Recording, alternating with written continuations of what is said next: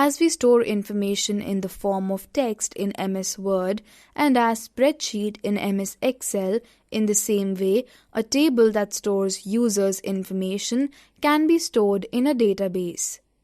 A database software package is a tool for collecting and organizing data for retrieving meaningful information. Database can store information about people, products, orders, or anything else.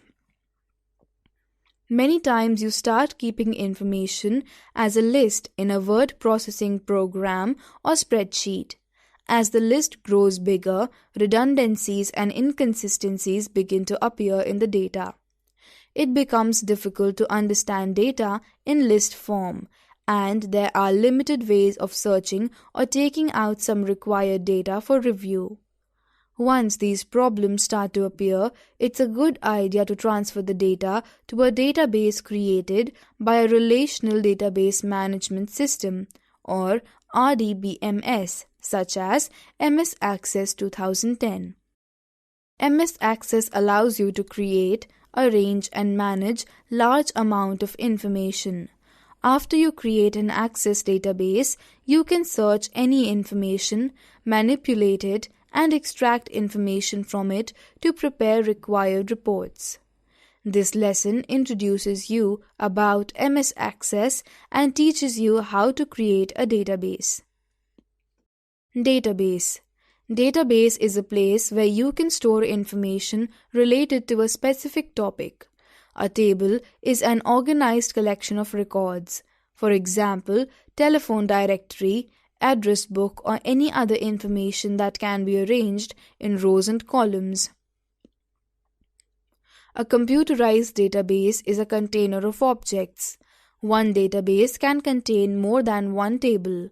For example, an inventory tracking system that uses 3 tables is not 3 databases, but one database that contains 3 tables. An Access database stores its tables in a single file, along with other objects such as forms, reports, macros, and modules. Databases created in the Access 2010 format have the file extension .accdb.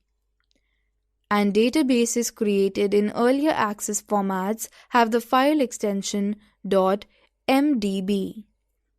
Using Access, you can add new data to a database, edit existing data in the database, delete information, perhaps if an item is sold or discarded, organize and view the data in different ways, share the data with others via reports, email messages, or internet. The parts of an Access database: tables, forms, reports, queries, macros, modules. Tables. The data needs to be organized into tables to get the most flexibility out of a database. In Access, data is stored in tables. A table is a set of columns and rows, with each column referred to as a field. Each value in a field represents a single type of data. Each row of a table is referred to as a record. A record is a row of information that has all the information about one person or entity. Each row in a table is referred to as a record. Records are where the individual pieces of information are stored. Each record consists of one or more fields. Fields correspond to the columns in the table. For example, you might have a table named Employees where each record or row contains information about a different employee, and each field or column contains a different type of information, such as first name, last name, address, and so on. Fields must be designated as a certain data type, whether it's text, date or time, number, or some other type. Forms. Forms are sometimes referred to as data entry screens.